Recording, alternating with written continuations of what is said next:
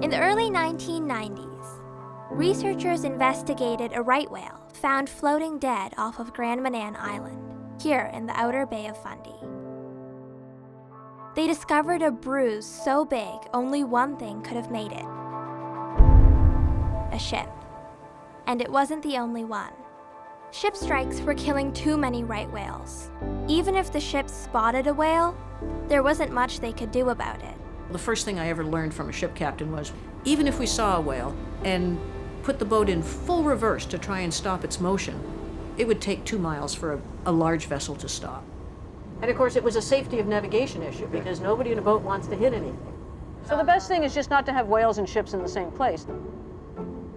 The researchers went to the International Maritime Organization to see if the shipping lanes in the Bay of Fundy could be moved. They agreed, and the changes were made. So simply the lanes were moved from where there was a high concentration of right whales to where there were much lower concentrations of right whales. And in doing that, we reduced the probability of a vessel hitting a right whale by 80%. Wow. Since they've been moved in 2003, has there been any documented deaths due to shipping in this area? As far as we know, there haven't been any collisions in the lanes. Slowly, the Bay of Fundy became a relatively safe zone for right whales.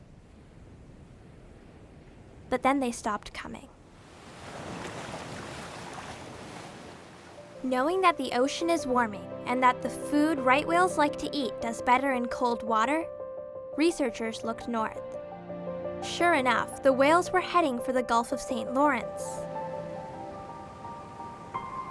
The ocean's changing everywhere.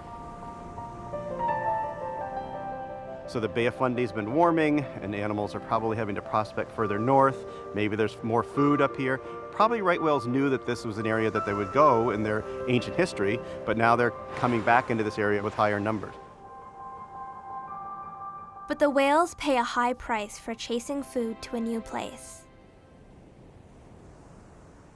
Tragically, in the summer of 2017, at least 12 right whales were found dead in the Gulf of St. Lawrence.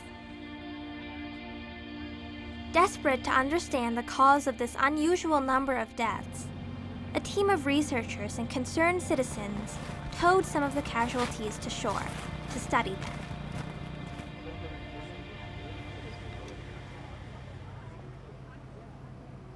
In the Bay of Fundy, right whales are reasonably well protected because people have moved shipping lanes to avoid collisions with tanker traffic and other large ships.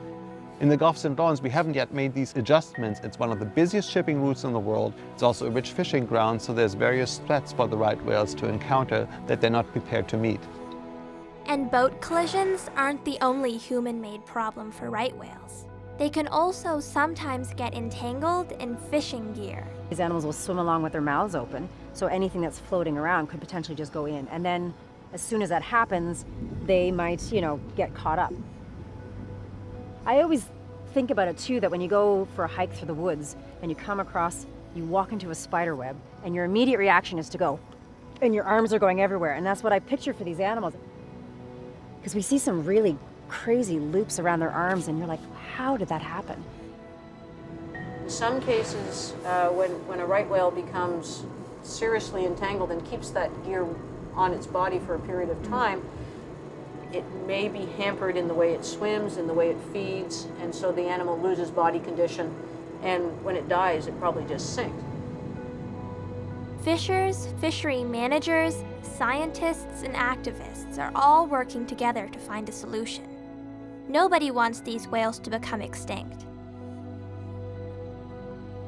We've come up with solutions before. Maybe we can do it again. We do know that this population is in dire straits, and we know that a vast majority of it is because of our human activities. And that actually should be something we can control.